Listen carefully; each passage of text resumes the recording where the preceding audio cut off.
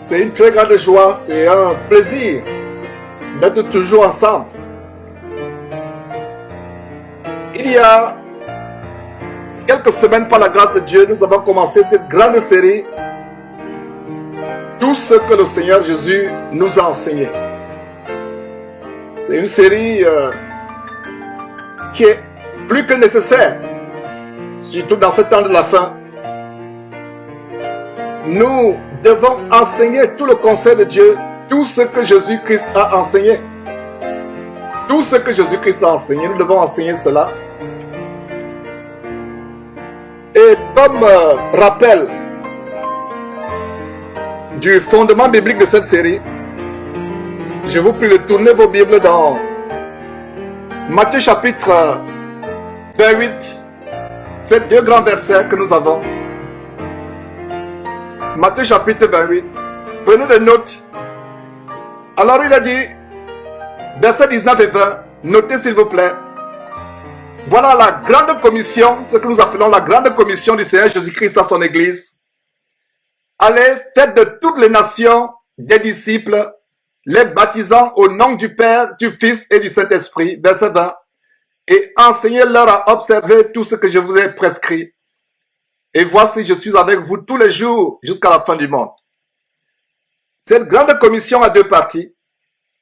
La première partie, c'est quoi? Faire de toutes les nations des disciples, les baptisant au nom du Père, du Fils et du Saint-Esprit. La deuxième partie de la commission est enseignez-leur à observer tout ce que je vous ai prescrit. Et voici, je suis avec vous tous les jours jusqu'à la fin du monde. Quel est notre constat aujourd'hui?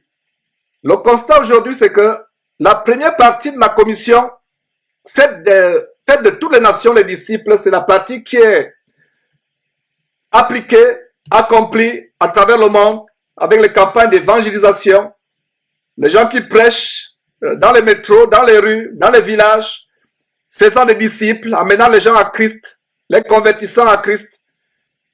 Cela est tellement bien, nous rendons grâce à Dieu pour cela. Mais la deuxième partie est tellement importante, verset 20. Et enseignez-leur à observer tout ce que je vous ai prescrit. Et voici, je suis avec vous tous les jours jusqu'à la fin du monde.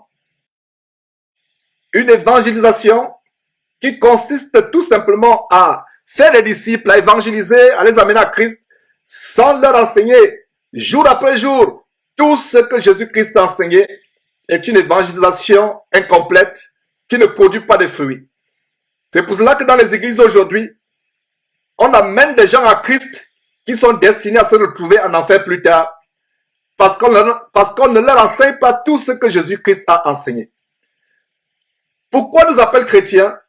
C'est parce que nous sommes comme Christ, nous sommes à l'image de Christ. Et en tant que chrétiens, étant comme Christ, parce que le mot chrétien vient du mot grec, Christos, ne soyez pas impressionnés par ce mot grec, c'est tout simplement pour vous montrer comment dans chrétien, il y a comme Christ, il y a petit Christ.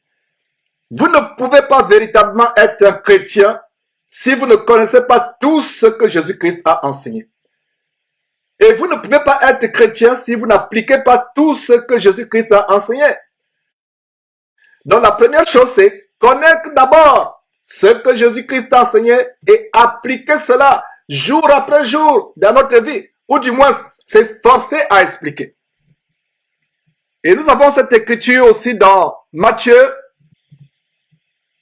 chapitre 5, verset 19, cette grande promesse du Seigneur Jésus-Christ. Le verset 19 dit ceci, notez s'il vous plaît. Matthieu chapitre 5, verset 19. Celui donc qui supprimera l'un de ses plus petits commandements et qui enseignera aux hommes à faire de même, sera appelé le plus petit dans le royaume des cieux. Mais celui qui les observera et qui enseignera à les observer sera appelé grand dans le royaume des cieux. Chers frères et sœurs que j'aime dans le Seigneur, qui ne veut pas être grand dans le royaume des cieux? Alors ce verset nous donne plusieurs conditions. 1. Ne pas supprimer de la Bible même le plus petit commandement. Quand Dieu dit à la femme que la femme doit prier ou prophétiser en se voilant la tête, ça peut être un petit commandement aux yeux de Dieu, mais il est grand. Quand Dieu dit que la femme ne peut pas enseigner la parole de Dieu, c'est un grand commandement. Ça peut être petit aux yeux des hommes, mais c'est grand aux yeux de Dieu.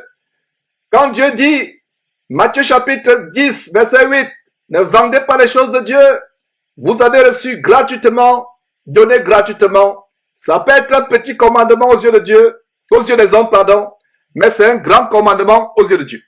Donc, verset 19, si on veut être grand dans le royaume des cieux, ne supprimons pas même les plus petits commandements de Dieu.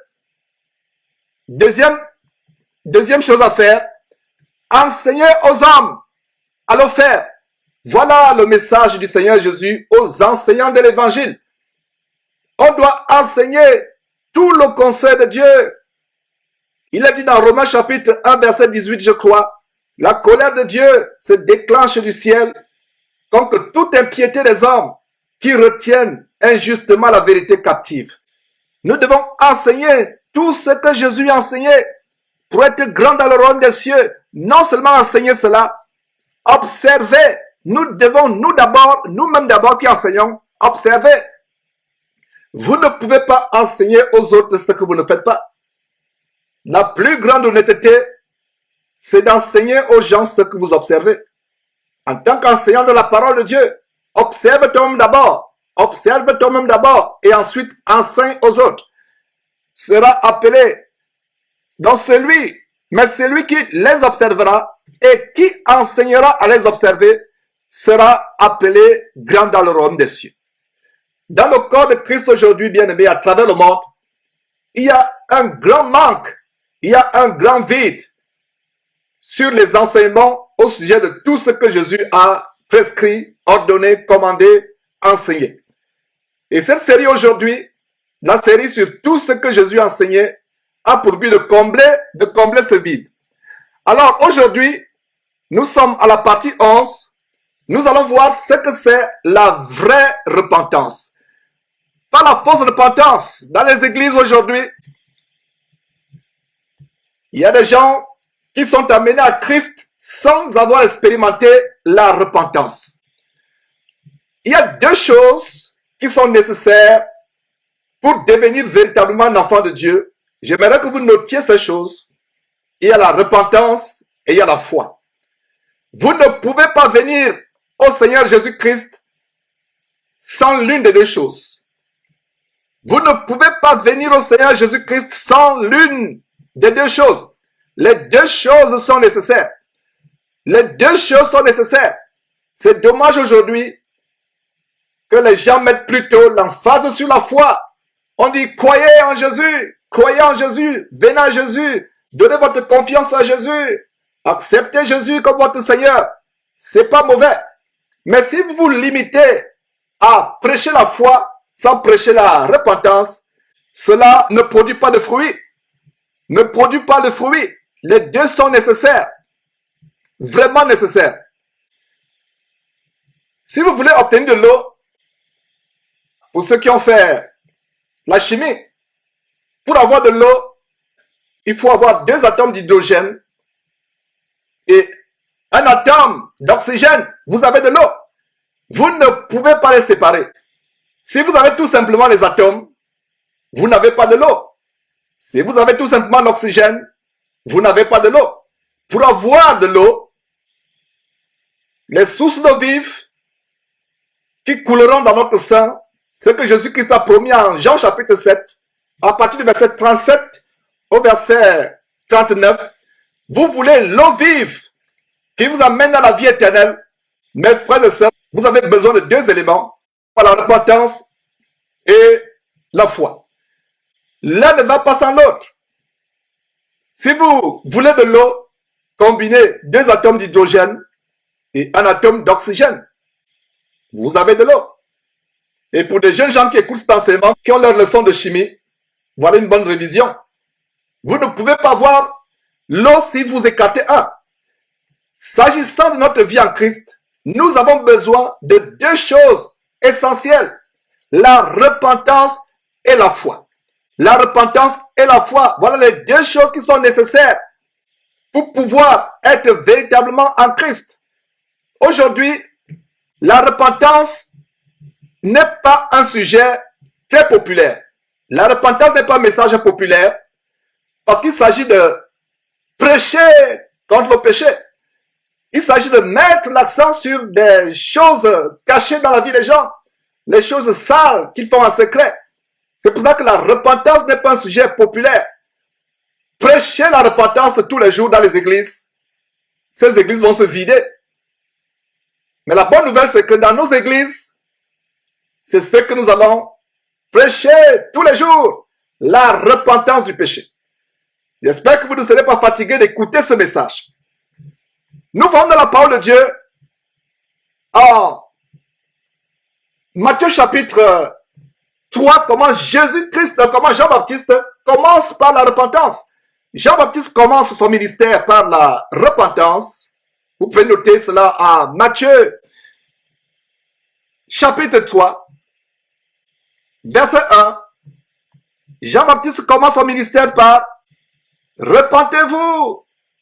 En ce temps-là, verset 1, par Jean-Baptiste prêchant dans le désert de Judée, il disait, repentez-vous, car le royaume de Dieu est proche. Jean-Baptiste commence son message par la repentance. Jésus-Christ commence aussi son message par la repentance. Voilà, on voit comment Jésus-Christ lui-même commence son message par la repentance. En Matthieu chapitre 4, verset 17, notez s'il vous plaît. Dès ce moment, Jésus commença à prêcher et à dire, repentez-vous, car le royaume des cieux est proche. Repentez-vous, car le royaume des cieux est proche. Voilà comment Jésus commence son message par la repentance. Le jour de la Pentecôte, qui est le jour de la naissance de l'Église, quand Pierre s'adresse aux gens ce jour-là, quelques instants après avoir reçu le Saint-Esprit, ils ont parlé en langue, ils confrontent ces Juifs qui étaient réunis à Jérusalem. C'était un grand jour de fête, le jour de la Pentecôte à Jérusalem. Les Juifs sont venus de par le monde pour cette grande fête à Jérusalem. C'est ce jour-là où Dieu, selon la promesse que son Fils a faite à ses disciples, a répandu le Saint-Esprit promis. Ils sont mis à parler en langue, en d'autres langues. Les gens étaient vraiment dans la confusion, au point où tout ce qu'ils ont trouvé à dire, c'est qu'ils sont ivres, ils sont pleins de vin doux. Alors, Pierre prend la parole, donne ce grand sermon, vous pouvez lire par vous-même, en Actes chapitre 2. Ce qui est intéressant, c'est que ces gens sont touchés par le message de Pierre. Ils sont touchés par le message de Pierre. Alors, qu'est-ce que Pierre leur dit? Pierre leur dit en Actes chapitre 2, verset 38, notez s'il vous plaît. Actes chapitre 2, verset 38, Pierre leur dit, repentez-vous et que chacun de vous soit baptisé au nom de Jésus-Christ pour le pardon de vos péchés et vous recevrez le don du Saint-Esprit. Voilà comment même Pierre, suivant les traces de Jésus-Christ, prêche la repentance. Prêche la repentance. Et immédiatement après, on voit aussi en Actes chapitre 3, Actes chapitre 3, verset 19, notez cela. Qu'est-ce qui se passe dans ce récit? Pierre et Jean montèrent au temple. Ils ont administré, poussé par le Saint-Esprit, la guérison à un paralytique, un boiteux de naissance. Cela a créé une confusion ce jour-là. Voilà comment Pierre, qui est confronté par les chefs ce jour-là, les chefs du temple et d'autres personnes, il leur adresse un message. Et au verset 19, qu'est-ce qu'il dit? D'abord au verset 18, mais Dieu accomplit de la sorte ce qu'il avait annoncé d'avance par la bouche de ses prophètes, que son Christ devait souffrir. Verset 19, repentez-vous donc et convertissez-vous pour que vos péchés soient effacés. Repentez-vous et convertissez-vous. La repentance est présente. La repentance est toujours présente dans le message des grands prédicateurs de l'évangile au 1er siècle. Jésus a prêché la repentance. Avant cela, Jean-Baptiste qui est venu préparer la voie du Seigneur a prêché la repentance. Les disciples de Jésus-Christ, en commençant leur ministère, ont prêché la repentance. La repentance est un sujet négatif aujourd'hui. Parce que les prédicateurs aiment mettre l'accent sur les choses positives, telles que crois en Dieu, tu auras un nouveau travail, crois en Dieu, tu auras ton titre de séjour en France ou aux États-Unis, crois en Dieu, tu auras une épouse, crois en Dieu, tu auras une femme. Ils mettent l'accent sur cela. C'est pas forcément mauvais. Mais nous devons d'abord mettre l'emphase sur la repentance. Se repentir. Alors, que signifie la repentance? La repentance signifie changer de vie, changer de cap.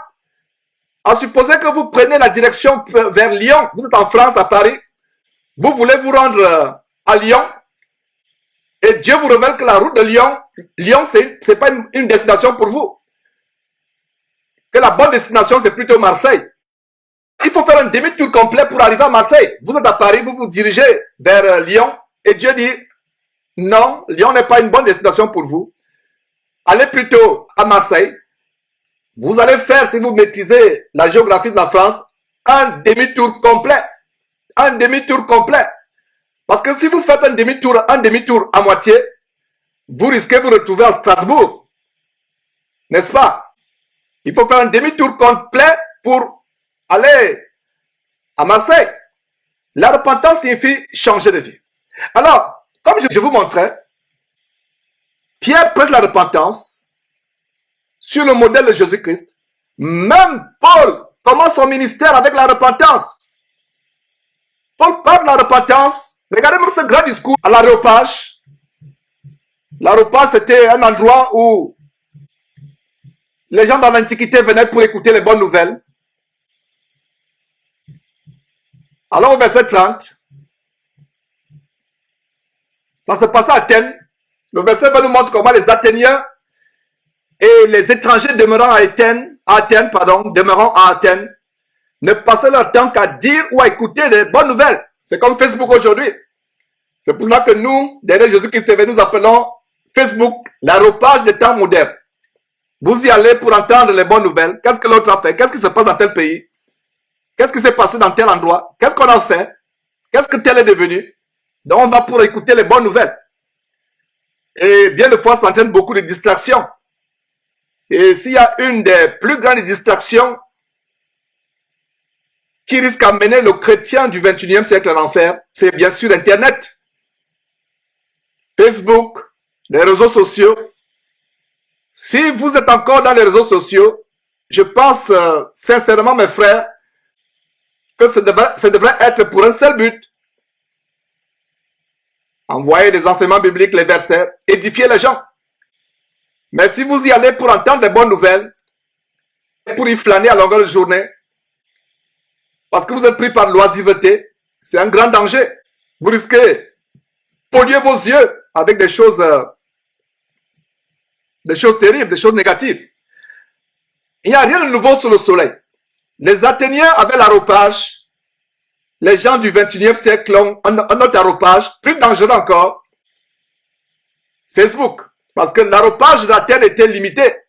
Alors que Facebook, on peut tout y mettre. Les vidéos, des choses terribles à travers le monde. L'aréopage d'Athènes, c'est limité aux gens d'Athènes.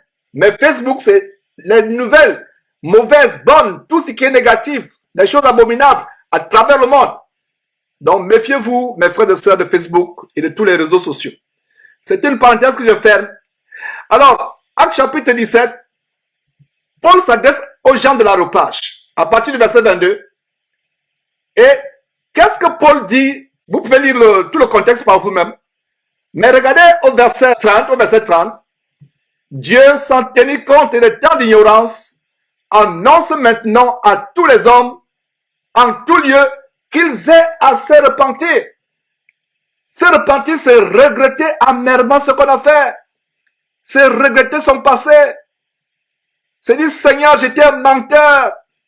J'ai eu le sexe avant de me marier. Je te demande pardon. Je regrette, Seigneur Dieu. J'étais un ivrogne. J'étais un faussaire. J'ai fait du faux pour avoir mes papiers. J'ai menti pour avoir le travail. Je me suis marié à quelqu'un qui est divorcé. Je ne savais pas qu'il fallait, en tant que femme, prier la tête voilée ou prophétiser la tête voilée. Je ne savais pas que je ne pouvais pas, en tant que femme, enseigner la parole de Dieu. Je ne savais pas que moi, Georges, il fallait faire payer les cours bibliques aux gens. vendre des livres. Je ne savais pas cela. Je me repens au nom de Jésus-Christ. La repentance, c'est regretter amèrement ce qu'on a fait. Pleurer même devant Dieu. La Bible dit que Dieu est près de ceux qui ont le cœur brisé, de ceux qui ont le cœur dans l'abattement. Mais aujourd'hui, nous voyons des personnes, des foules et des foules de personnes qui viennent à Christ sans avoir expérimenté la repentance. Comme vous le savez, j'ai passé 24 années précieuses de ma vie dans une abomination, le ministère de la Voix internationale. Et comment vous devenez chrétien dans cette abomination, chrétien te guillemets, on vous fait suivre un cours, à la suite de ce cours qui dure soit 2 semaines ou 1 mois, on décrète que vous êtes chrétien, tout le monde applaudit, et voilà, vous êtes chrétien. Est-ce qu'on vous a prêché la repentance? La prédication de la repentance est le point de départ pour amener un disciple à Christ. Si mon frère, toi qui suis cet enseignement, tu veux prêcher la parole à quelqu'un, évangéliser quelqu'un, soit ton collègue de travail, ton camarade de classe, ton voisin de quartier, quelqu'un dans la rue, même un inconnu, commence par prêcher la repentance du péché. La repentance du péché est un sujet très impopulaire. Les faux pasteurs n'aiment pas cela. Parce que si vous prêchez la repentance tous les jours, vous prêchez contre le péché, il n'y aura plus de dîmes, il n'y aura plus des offrandes. Alors il faut prêcher un évangile qui plaît aux oreilles, ce que nous appelons évangile bonbon, évangile caramel, évangile chocolat.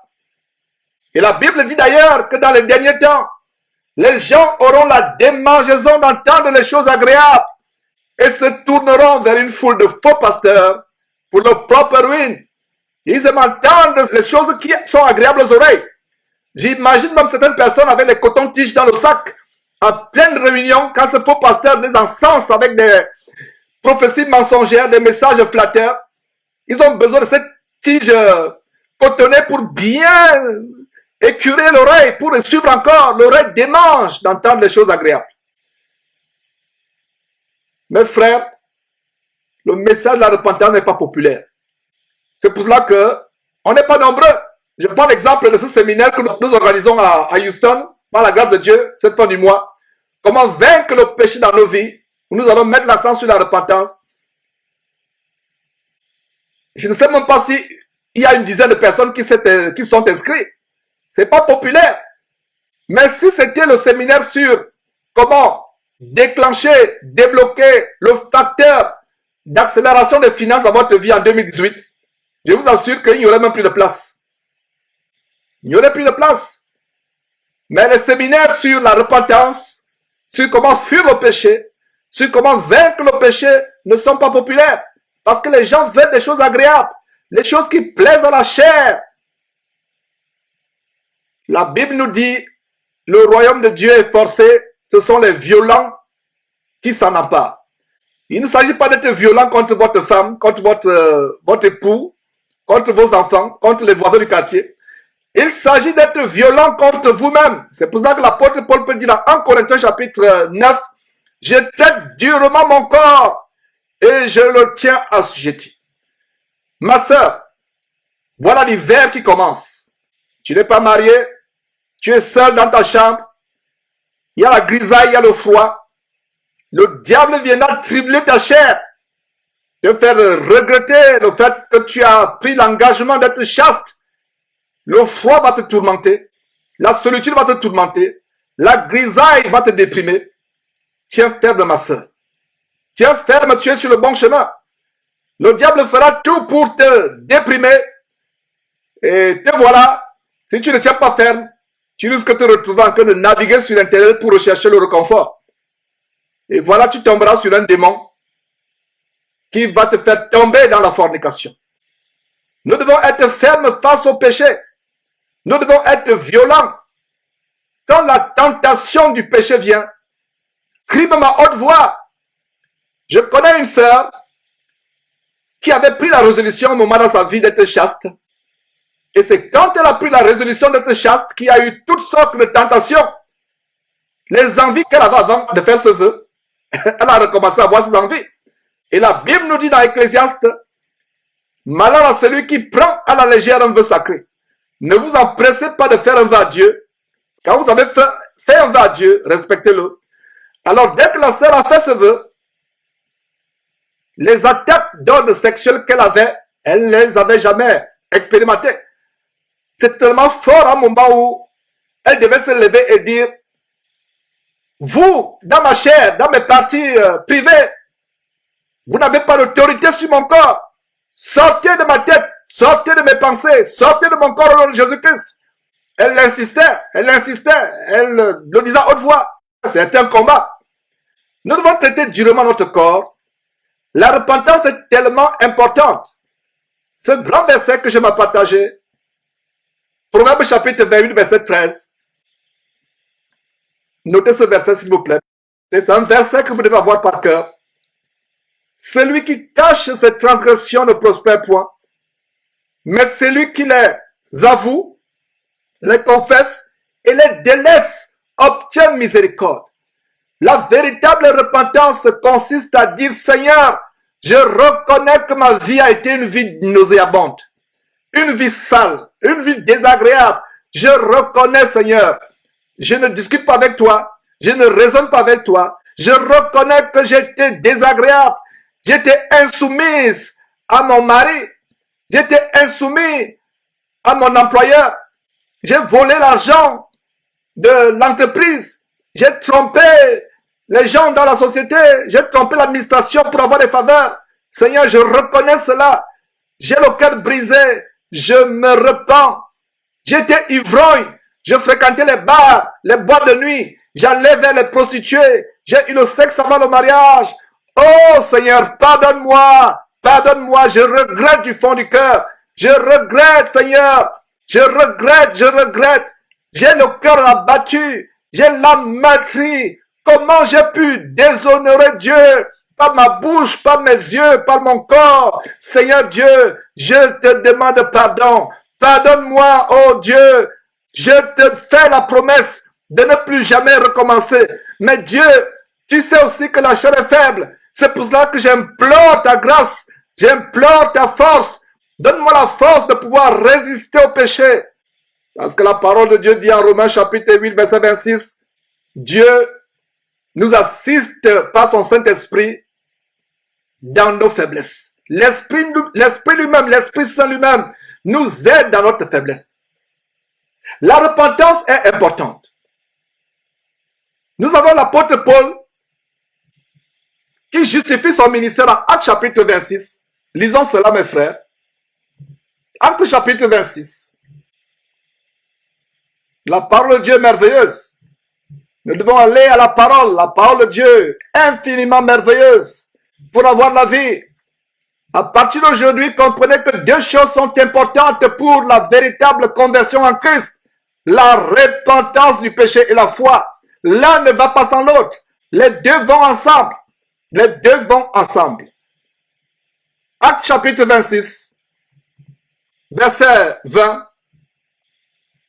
Paul justifie son ministère devant le roi Agrippas. Sous les chaînes, il a été injustement accusé.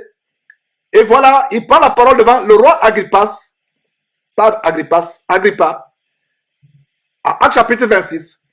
Et il donne un verset qui résume son ministère.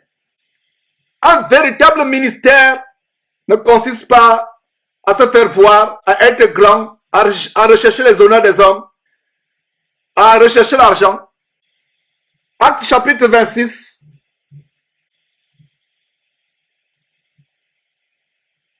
L'apôtre Paul montre comment le Seigneur Jésus l'a appelé à ce ministère. Vous pouvez lire à partir du verset 15 par vous-même. Et au verset 20, d'abord le verset 19, qu'est-ce que Paul dit au roi Agrippa? Verset 19, en conséquence, roi Agrippa, je n'ai point résisté à la vision céleste. Verset 20, à ceux de Damas d'abord, puis à Jérusalem, dans toute la Judée et chez les païens, j'ai prêché la repentance et la conversion à Dieu avec la pratique d'œuvres dignes de la repentance. Voilà le message central de la croix depuis le jour de la Pentecôte jusqu'au retour de Jésus-Christ. Il n'y a pas un autre message.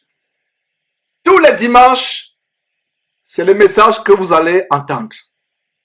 Chaque jour, comme la Bible dit, exhortez-vous chaque jour, selon ce qu'on peut dire chaque jour, afin que personne ne s'endurcisse par la séduction du péché.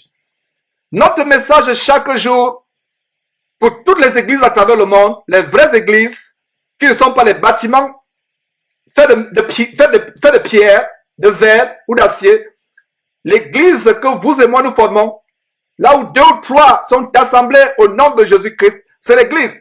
Voilà le message que nous allons prêcher tous les jours dans toutes les églises à travers le monde, à savoir, ne vous endurcissez pas par la séduction du péché, fuyez le péché. Et la repentance n'est pas quelque chose que vous faites une fois. Ne pensez pas que vous allez dire, je me suis repenti le jour où je suis venu à Christ et c'est fini. Mes frères, que Satan ne vous trompe pas. Lisez attentivement vos Bibles.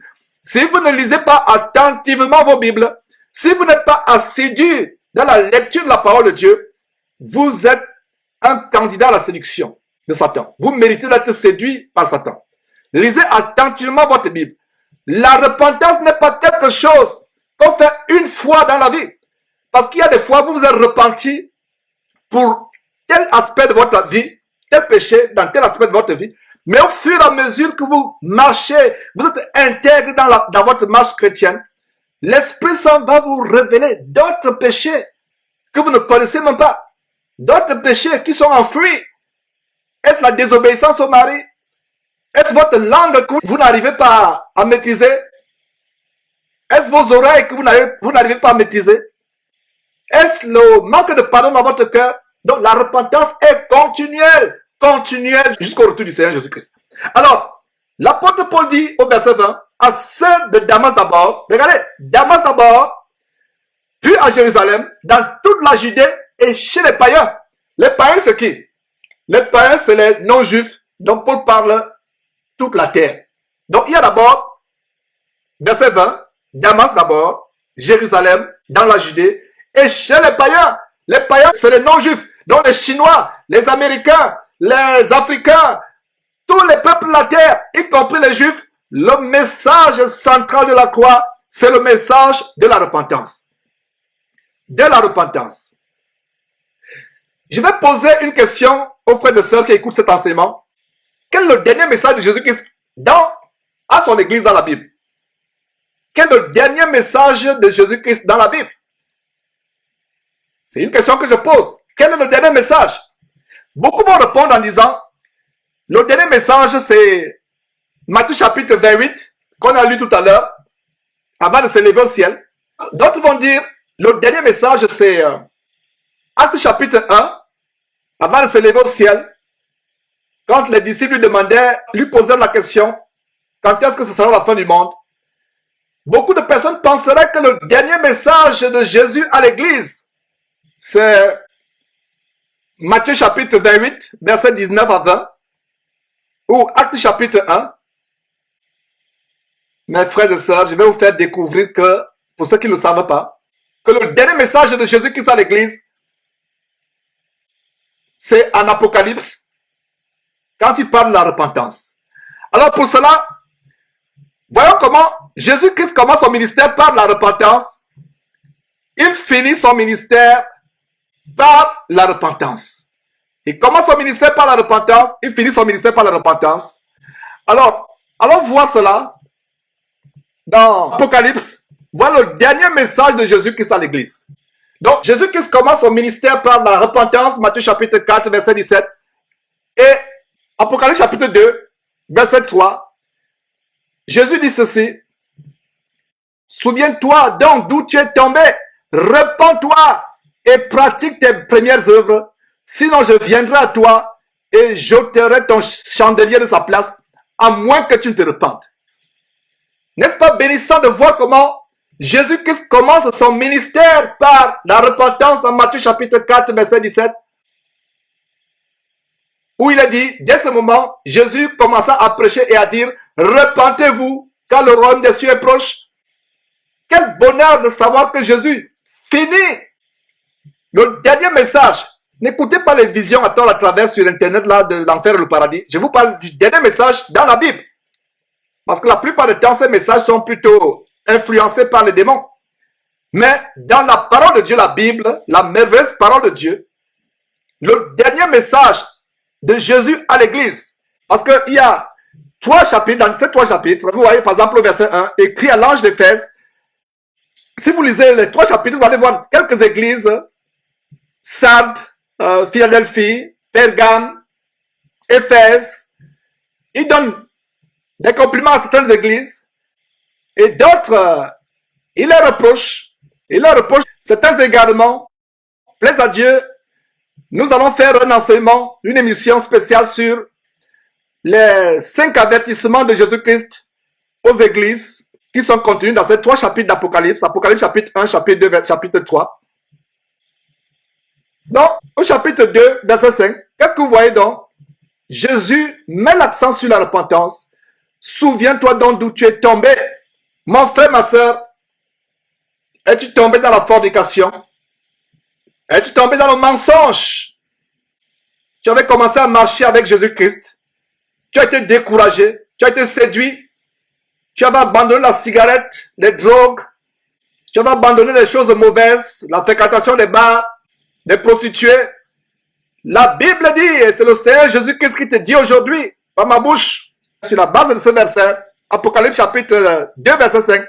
Souviens-toi donc d'où tu es tombé. Repends-toi. Qu'est-ce que je vous ai dit tantôt? Je vous ai dit que la repentance, ce n'est pas ce que vous faites le jour où vous vous convertissez à Jésus-Christ. Parce que Jésus s'adresse ici aux gens qui étaient déjà convertis. Il s'adresse aux chefs de l'église et à ceux qui étaient sous leur bergerie. Jésus s'adresse aux anciens. Il dit, écrit à l'ange ou le berger ou l'évêque de l'église.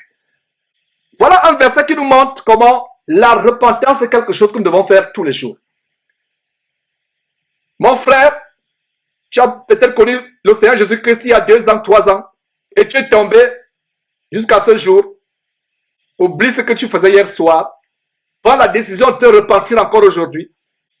Mais il ne faut pas que ta repentance soit en dents de scie. Je me repens aujourd'hui d'avoir été alcoolique ou d'avoir été impunique. Quelques mois, même pas quelques mois, quelques jours après, tu retombes, tu demandes pardon, tu retombes, tu demandes pardon, tu retombes. C'est très dangereux, mes frères et sœurs. Ne faisons pas des repentances en dents de scie. En dents de scie. Je me repens aujourd'hui, demain je tombe, après demain je me repens, je retombe encore, je me repens sur le même péché, je tombe encore. Nous ne devons pas nous repentir sur le même péché. J'ai volé, je me repens, je ne dois plus revoler. Je dois me repentir sur autre chose que j'ignorais même être le péché dans ma vie. C'est pour ça que le Seigneur Jésus l'a dit ici. Souviens-toi donc d'où tu es tombé. Repens-toi et pratique tes premières œuvres. Sinon, je viendrai à toi et j'ôterai ton chandelier de sa place, à moins que tu ne te repentes. Pourquoi je vous amène dans ce verset? Pour vous montrer que Jésus-Christ commence son ministère par un message, le message de la repentance. Et les dernières paroles à l'église, sur la base d'Apocalypse chapitre 2, verset 5, les dernières paroles à l'église, parmi ces dernières paroles, nous avons toujours le message de la repentance. Donc, la repentance est tellement importante. La repentance et la foi vont ensemble. L'un ne va pas sans l'autre. Une évangélisation ou un message qui écarte la repentance, ce n'est pas un message qui vient de Dieu. Les gens n'aiment pas la repentance. Les gens n'aiment pas entendre les prédications sur le péché. Mais nous prêchons pas ce que les gens aiment. Nous prêchons ce que Jésus voudrait que nous enseignions. Nous prêchons ce que son Père voudrait que nous enseignions. Si vous n'avez pas les deux dans votre vie, la foi et la repentance, vous n'êtes pas un chrétien. Il faut les deux. Il faut les deux. Beaucoup de gens vont dire, je ne suis pas satisfait de ma vie chrétienne. J'ai l'impression que ma vie chrétienne tourne en rond. Je ne sens pas cette communication avec Dieu, cette communion avec Dieu. La réponse de cette inquiétude est la suivante. vous n'êtes pas encore arrivé à produire les œuvres dignes de la repentance. La repentance suppose un abandon. La repentance suppose qu'on se détourne de ce qui est négatif, qu'on abandonne. J'aimerais vous montrer une grande écriture qui illustre ce que c'est la vraie repentance, c'est-à-dire abandonner. Alors dans 1 Thessaloniciens, chapitre 1, regardez comment l'apôtre Paul complimente une église, l'église de Thessaloniciens. Et pour la petite histoire, l'église de Thessaloniciens était une référence au premier siècle, au temps de Paul. C'était une référence. C'est pour cela qu'il est dit dans Actes chapitre 17, verset 11, que les Juifs de Bérée avaient des sentiments plus nobles que ceux de Thessalonique. Parce qu'ils examinaient chaque jour la parole de Dieu pour voir si ce qu'on enseignait était exact. Et c'est ce que nous devons faire. N'acceptez pas pour argent comptant ce que Georges vous enseigne. Vérifiez chaque jour dans votre Bible si ce que Georges dit est vrai. Parce que si vous acceptez aveuglement ce que Georges enseigne, ou toute personne, Sautel ou toute personne, si Georges se trompe, il va vous amener dans son égarement. Mais si vous vérifiez, vous serez celui-là qui va dire, mais Georges, je t'ai entendu enseigner telle ou telle chose. Est-ce vrai, frère? Est-ce qu'on peut examiner cela ensemble à nouveau? Peut-être c'est moi qui comprends mal. Parce que je n'ai pas compris ce que tu as dit. Ça semble contraire à la parole de Dieu. Mais frère, quel plaisir de recevoir une telle confrontation. Ne soyez pas les bénis oui-oui. C'est dommage que les églises aujourd'hui sont remplies de bénis oui-oui. Nous devons examiner chaque jour dans les Écritures pour voir si ce qu'on enseigne est exact. Donc, voilà comment les Juifs de Bérée avaient des sentiments plus nobles que ceux des Thessaloniques. Voilà donc comment l'église des Thessaloniciens était la référence. Quand vous dépassez les Thessaloniciens au 1er siècle, c'était un bonheur. J'aimerais qu'on dise par exemple que l'église de Champigny-sur-Marne avait des sentiments plus nobles que l'église de Houston. Si Champigny peut être la référence, ce serait une très bonne chose. Ces deux versets que je viens de vous citer nous montrent que Dieu peut comparer les églises. La comparaison selon le monde entraîne la vanité, la concurrence, mais Dieu compare. Est-ce que vous saviez que Dieu pouvait comparer les églises? Sinon, Dieu n'aurait pas amené le Saint-Esprit à inspirer l'écrivain de Actes en disant que les Juifs de Bérée avaient des sentiments plus nobles que ceux de Thessalonique. Quand Dieu compare les églises aux autres, c'est pour nous aiguiser, c'est pour nous parfaire. Comparez-vous aux autres chrétiens qui sont peut-être meilleurs que vous, mais pas dans le sens de cultiver l'envie, envier ses dons, envier ses capacités. Non, ce n'est pas dans ce sens. Mais comparez-vous les uns aux autres pour vous aiguiser à ce qui est bienséant, à ce qui est grand. Dites, tel frère, j'ai remarqué qu'il maîtrise sa langue, qu'il maîtrise, il a la maîtrise de soi, il a maîtrisé sa colère. Ça doit être un exemple pour moi. Donc, tel frère peut être un exemple pour notre frère, telle sœur peut être un exemple pour notre sœur, telle église peut être un exemple pour notre église. Donc, vous qui êtes à Paris, principalement l'église de Champigny, ce serait une bonne chose de dire que l'église d'Abidjan a des sentiments plus nobles. Ils ont vaincu la fornication. Les jeunes d'Abidjan ont vaincu la fornication plus que les jeunes de Champigny. Voilà, mes frères et sœurs, chaque église doit avoir à cœur d'être meilleure dans le corps de Christ. Et si toutes les églises, chaque église dans le corps de Christ à travers le monde, a cette ambition d'être meilleure, imaginez ce que ça va produire. Ça va produire des chrétiens prêts pour le ciel. Amen. Voilà la parole de Dieu, mes frères et sœurs. Nous devons être meilleurs chaque jour. Rechercher à être meilleurs. Rechercher à être meilleurs. Donc, l'église de Thessalonique était la référence. Alors, revenons dans notre sujet. C'était une parenthèse que j'ai ouverte. Donc, regardez ce qu'on dit de l'église de Thessalonique. Et cela va nous montrer aussi ce que c'est la repentance. En Thessaloniciens chapitre 9, qui raconte à notre sujet quel accès nous avons eu auprès de vous et comment vous vous êtes convertis à Dieu en abandonnant les idoles pour servir le Dieu vivant et vrai. Voilà un exemple de repentance. Abandonner quelque chose. Bien des fois, c'est difficile d'abandonner. Jésus n'a-t-il pas dit, si ton œil est pour toi une occasion de chute, arrache-le et jette-le loin de toi, car il est préférable pour toi que tu entres borgne dans le royaume de Dieu où il n'y aura pas de borne, que d'être jeté avec tes deux yeux en enfer. Si ton bras droit est une occasion de chute pour toi, si ton bras droit est une occasion de chute, coupe-le et jette-le loin de toi, car il est préférable pour toi que tu entres manchot dans le royaume de Dieu où il n'y aura pas de manchot, que d'être jeté en entier avec tous tes membres en enfer. La repentance suppose abandonner. Abandonner tout ce qui vous retient captif. Voilà comment les Thessaloniciens se sont tournés vers le Dieu vivant. Peut-être toi, ma soeur, toi, mon frère qui écoute cet enseignement maintenant, tu vas te dire, mais moi, je n'ai plus d'idole dans ma vie. J'étais peut-être catholique, j'avais mon chapelet dans la poche, j'avais une croix autour du cou, j'avais même des boucles d'oreilles en forme de croix pour les porter tous les jours. J'avais des bougies que j'allumais avant de prier. Je me suis débarrassé de mes idoles. Je disais tout à l'heure que la repentance est un processus continuel. Dieu nous révèle des choses au fur et à mesure que nous marchons, que nous prenons l'engagement de lui être fidèles, de lui obéir.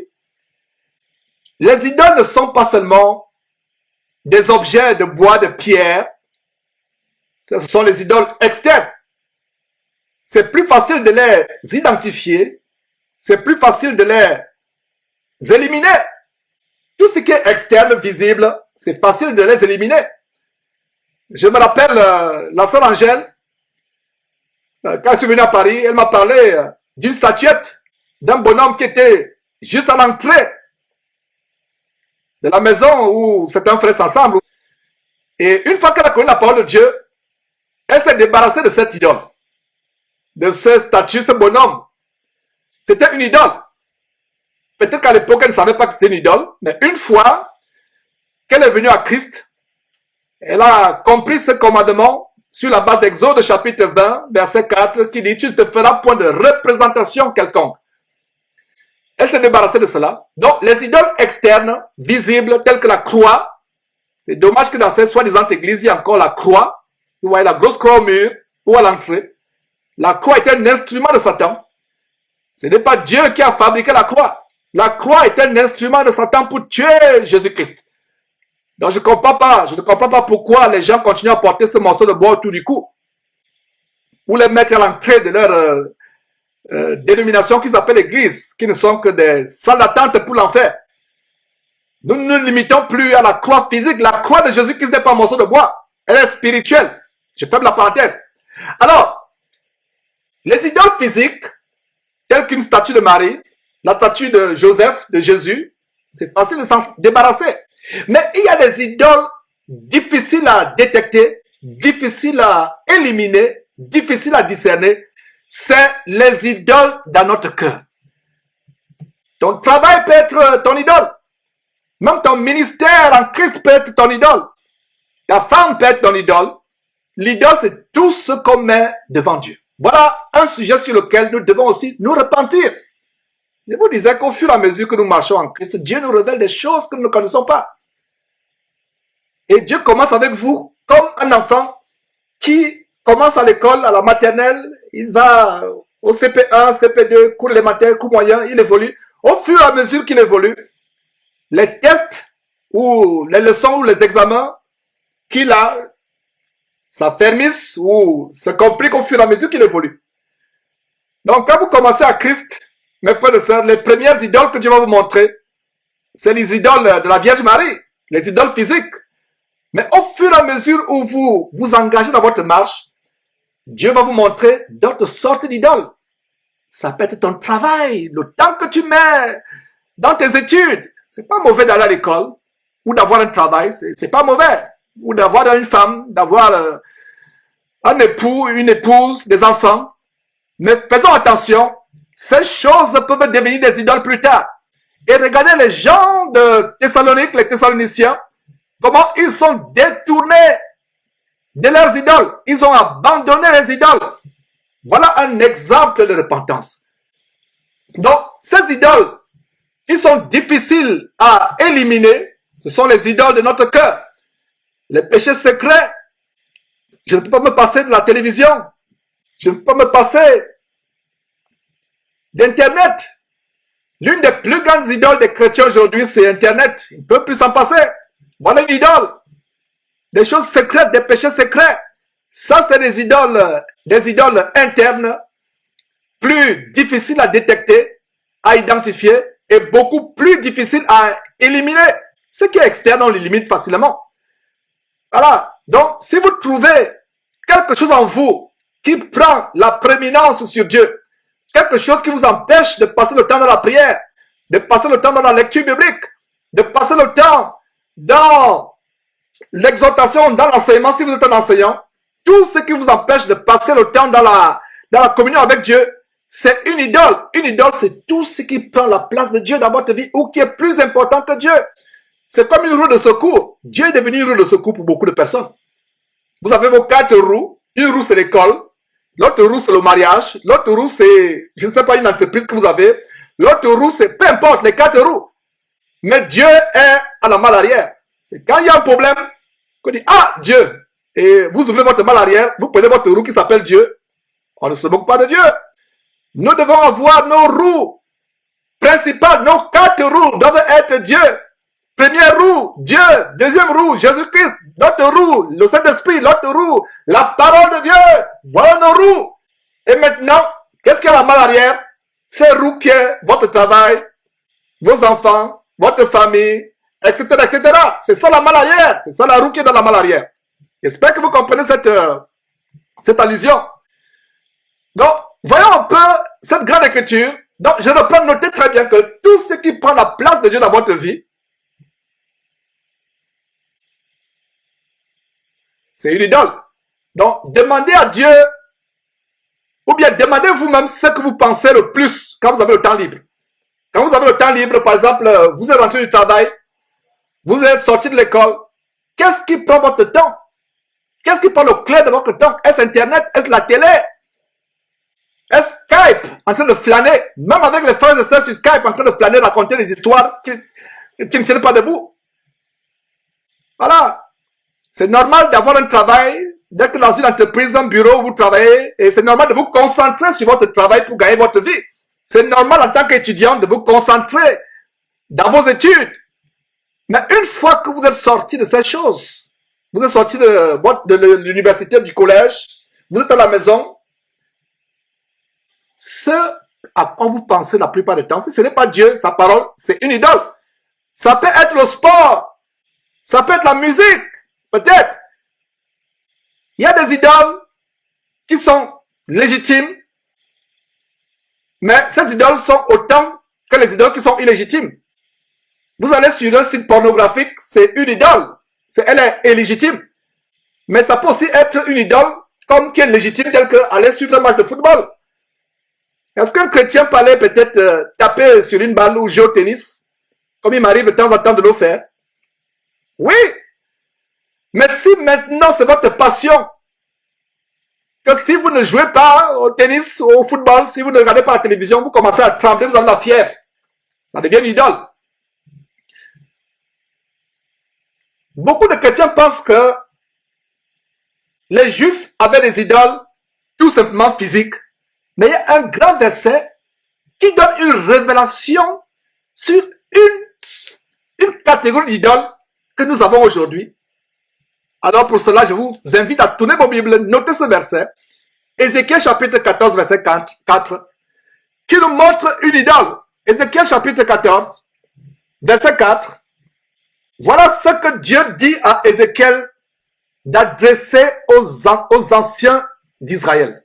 Vous pouvez lire à partir du verset 1 comment quelques-uns des anciens d'Israël vinrent auprès d'Ézéchiel et s'assirent en face de lui.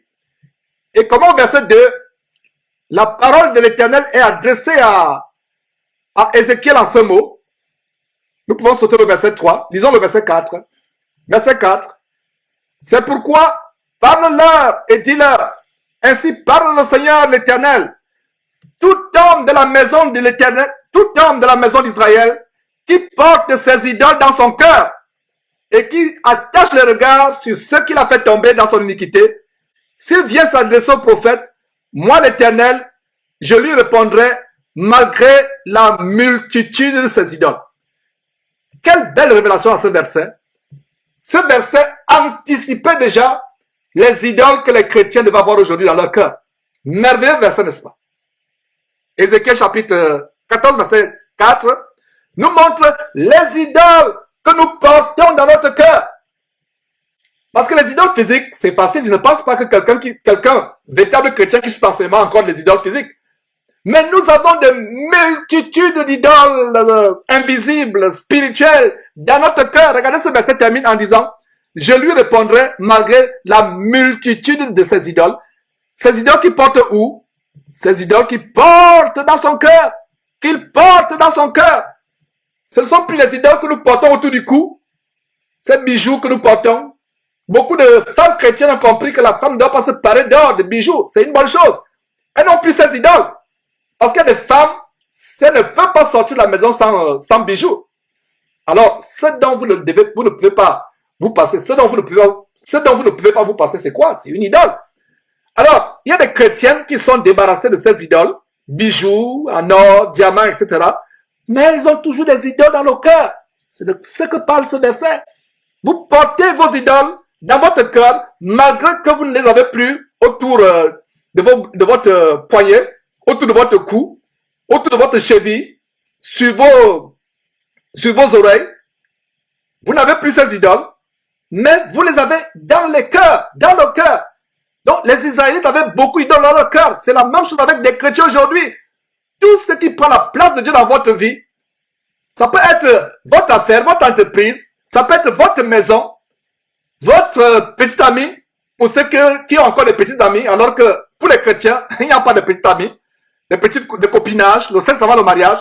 Ça peut être vos enfants, ça peut être votre compte bancaire, ça peut être vos actions en bourse. Regardez les gens qui ont les actions en bourse, ils passent le temps maintenant à ouvrir les sites pour vérifier est-ce que l'action a augmenté aujourd'hui, est-ce que ça a diminué. Vous devez maintenant posséder par vos actions en bourse. Voilà, ce sont les idoles. Puisse Dieu nous débarrasser de ces idoles. Donc la repentance signifie, je me détourne, je fais comme les Thessaloniciens qui ont abandonné les idoles, et non seulement les idoles, abandonné tout ce qui est désagréable à Dieu. La repentance signifie, je me détourne de tout ce qui se place entre moi et Dieu. Donc, si à partir d'aujourd'hui, il y a quelque chose qui se place entre toi et Dieu, c'est une idole. Mon ancien mode de vie, l'ancien style de vie que je suivais, mes péchés, je me détourne de cela. Je mets ça derrière moi, et je mets Dieu devant. Je tourne mon dos, non seulement au péché, mais à tout ce qui a pris la place de Dieu dans ma vie. C'est ça la véritable repentance. Si vous n'avez pas fait cela, ça veut dire que votre repentance est partielle. Votre repentance est partielle. Peut-être vous avez tourné le dos à certaines choses, mais pas à tout. Mais vous devez demander à Dieu de vous inspirer. Donc, mes frères, nous devons nous repentir, nous détourner de tout ce qui prend la place entre Dieu et nous. Comme il disait au début, imaginez que vous êtes à Paris, vous voulez vous rendre à Lyon, et Dieu vous dit pendant que vous êtes en chemin, que la voie de Lyon, c'est la voie qui mène à l'enfer. Détournez-vous pour aller à Marseille, au sud. Alors vous devez faire un tour à 180 degrés. Vous étiez sur la route, Paris, Lyon. Dieu vous dit, Lyon c'est l'enfer. C'est un exemple tout simplement. Tournez-vous pour aller à Marseille au sud. Si vous faites un tour à 135 degrés, vous pouvez finir à Strasbourg. Mais vous devez faire un tour de 180 degrés pour aller à l'opposé de Lyon. Voilà ce qui se passe aujourd'hui. Beaucoup de chrétiens finissent là où ils ne sont pas censés finir parce qu'ils ne sont pas détournés du péché à 180 degrés. Ils sont détournés mais pas complètement. C'est la raison pour laquelle beaucoup de personnes ne progressent pas dans leur vie chrétienne aujourd'hui. Parce que la repentance n'est pas totale. Ils ne sont pas totalement détournés. Ils ne sont même pas au courant, conscients de certains autres péchés dans leur vie. Mes frères, n'oubliez pas, je ne me lasserai pas de vous le dire, la repentance ce n'est pas ce que vous faites une seule fois. Vous allez vous repentir à plusieurs reprises pour des péchés inconnus. Je ne dis pas de vous repentir pour le même péché.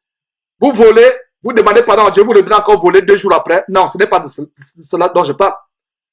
Vous avez volé, une vie de vol, de mensonge, vous vous détournez. Maintenant, il y a autre chose que Dieu pourra vous montrer. Au fur et à mesure que nous grandissons dans notre vie chrétienne, nous découvrons de nouveaux péchés qui sont plus récents et que nous ne pensons même pas être des péchés. Plus vous êtes dans la maturité en Christ, plus des péchés, il y a 2 ans, 3 ans que vous ne voyez pas comme étant des péchés. Aujourd'hui, vous allez voir cela comme des péchés. Un bébé spirituel ne peut pas voir comme péché ce que vous, après 5 ans de marche ferme et fidèle en Christ, voyez. Et cela m'est arrivé de découvrir des péchés que je ne prenais pas pour des péchés il y a 5 ans, il y a 10 ans. Mais aujourd'hui, je dis, Seigneur, comment je pouvais faire cela? Allez.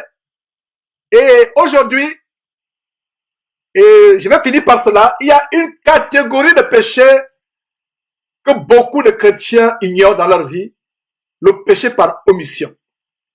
Il y a 2 sortes de péchés. Les chrétiens sont conscients du péché par commission. Donc, notez, il y a péché par commission et il y a péché par omission.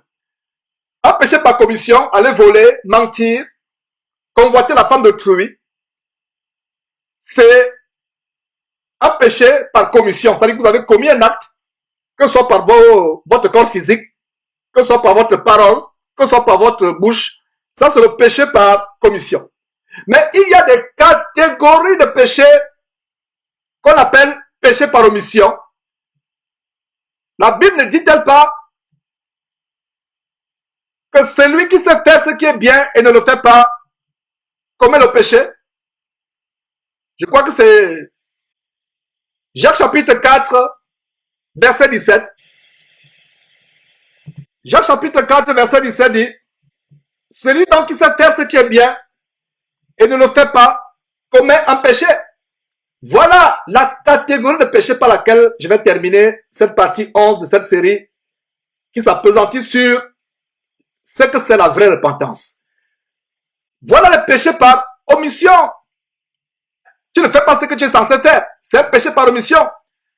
Tu es censé lire la parole de Dieu. Tu ne lis pas la parole de Dieu. C'est un péché d'omission. Tu es censé jeûner. Tu ne jeûnes pas. C'est un péché par omission. Tu es censé prier pour les autres. Tu es censé aimer les autres.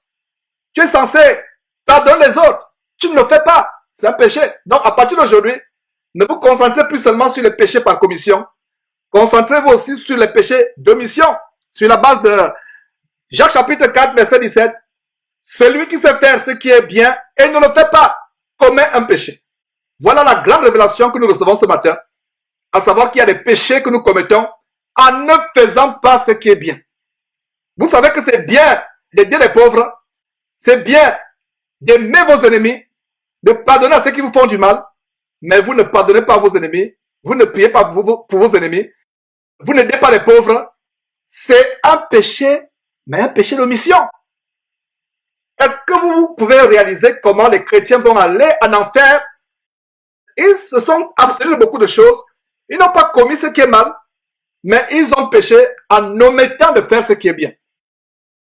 Nous avons ce grand exemple dans Luc chapitre 10 qui nous montre comment un chef des Juifs, un sacrificateur a péché par omission. Et c'est l'histoire de Jésus-Christ que nous appelons communément le bon samaritain.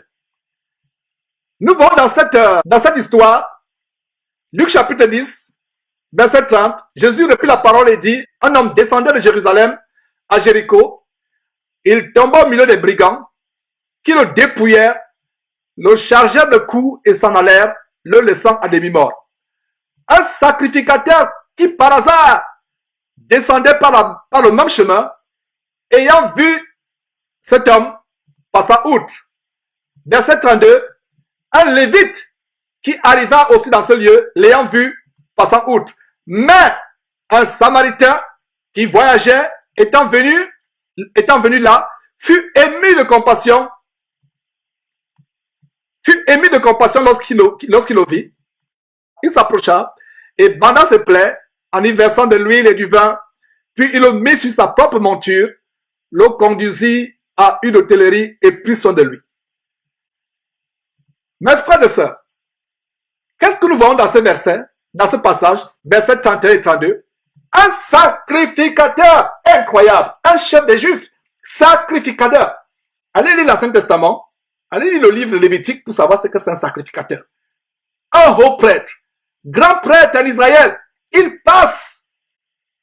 Il savait très bien que tu ne peux pas voir quelqu'un qui est en détresse et tu passes un péché. C'est pour ça que Jacques chapitre 4 verset 17 dit, celui qui sait faire ce qui est bien et qui ne le fait pas commet le péché. Donc un homme qui était battu par les brigands, qui fut dépouillé, blessé, un sacrificateur passe outre, il passe son chemin. Non seulement un sacrificateur, une deuxième personne, un lévite. Les lévites étaient le peuple de Dieu, mis à part pour servir, pour avoir les fonctions sacrées dans le temple. Mais un lévite passe outre. Regardez un exemple biblique de péché par omission. De péché par omission. Mais c'est un samaritain qui voyage, fut ému de compassion. Le samaritain banda les plaies de cet homme, en y versant de l'huile et du vin, puis il le mit sur sa propre monture, le conduisit à une hôtellerie et prit soin de lui. Voilà. Vous savez qu'il faut aider le prochain. Vous ne l'aidez pas. C'est un péché par omission. Quelqu'un dans l'assemblée a des besoins. Vous êtes au courant de ces besoins. Et vous avez l'argent qui dort tranquillement dans votre compte d'épargne pour vos vieux jours. Et le frère est dans des besoins sérieux. C'est un péché par omission. On peut dire humainement que le lévite et le sacrificateur n'avaient pas l'obligation de d'aider cet homme. Mais selon Jésus-Christ, ils ont péché. Péché par omission. Donc, est-ce que vous pouvez vous imaginer le nombre de péchés par omission dans nos vies? Donc, normalement, mes frères, nous devons confesser non seulement les péchés que nous avons commis, mais aussi nous devons confesser les péchés par omission. J'étais censé faire cela, je ne l'ai pas fait. J'étais censé évangéliser, je ne l'ai pas fait. J'étais censé m'occuper de l'église de Champignon, je ne l'ai pas fait. Je m'avais attendu confesser mon péché d'omission en début d'enseignement, n'est-ce pas? J'ai confessé. J'aurais dû m'occuper de cette église. Oh, je ne m'en suis pas occupé. J'ai péché par omission. J'aurais dû prier pour telle sœur ou pour tel frère. Je ne l'ai pas fait. J'aurais dû rendre visite à cette sœur qui venait d'accoucher. J'aurais dû rendre visite à ce frère qui a été affligé. Je ne l'ai pas fait. C'est un péché d'omission. Mes frères, nous devons confesser aussi les péchés d'omission. Donc, au fur et à mesure que nous progressons dans la marche chrétienne, que nous quittons le stade d'enfant ou de bébé spirituel pour arriver à la maturité, Dieu va nous faire découvrir d'autres zones de péché insoupçonnables dans nos vies. Et plus on grandit, plus on s'affermit, nous allons voir, mes frères, d'autres zones d'ombre. Donc, la repentance est tellement importante. Ne pensez pas que vous avez gagné la victoire. On se repent jour après jour. On s'adonne à la parole de Dieu. On s'adonne à être agréable à Dieu. Peut-être aujourd'hui, vous avez vaincu la colère. Mais ça ne veut dire pas que vous ne vous mettrez plus jamais en colère. Ça veut dire que vous devez persévérer, veiller pour ne pas retomber à ce que vous avez vomi. Donc la repentance est constante. Il y a une différence entre le fait de se repentir tout simplement et le fait d'avoir la victoire sur le péché. La repentance est le premier pas vers la victoire sur le péché. J'anticipe déjà les choses que nous allons voir à Houston, plaise à Dieu, dans ce grand séminaire à la fin de ce mois. La repentance est le premier pas vers la victoire du péché. C'est pour cela que nous devons être constamment dans la repentance. Au sortir de cette réunion, j'aimerais que chacun d'entre nous s'examine profondément. Seigneur, est-ce qu'il y a des zones d'ombre dans ma vie, des zones de péché, des péchés d'omission, des choses que j'aurais dû faire? Nous devons persévérer, mes frères, dans la repentance. C'est dommage que le message de repentance manque aujourd'hui dans les églises. Un évangile sans repentance est un évangile contrefait. Un évangile qui vous amène à croire seulement, à avoir la foi seulement, sans vous repentir, c'est un évangile qui est partiel, parcellaire. Nous disons souvent sur la base de Jean chapitre 8, verset 32, vous connaîtrez la vérité vous affranchira. La vérité qui vous libérera du pouvoir du péché, c'est une repentance constante. C'est une repentance constante. Mes frères et sœurs, c'est un plaisir de vous partager cet enseignement, cette partie 11 de cette grande série sur tout ce que le Seigneur Jésus a enseigné. Vous connaîtrez la vérité vous affranchira.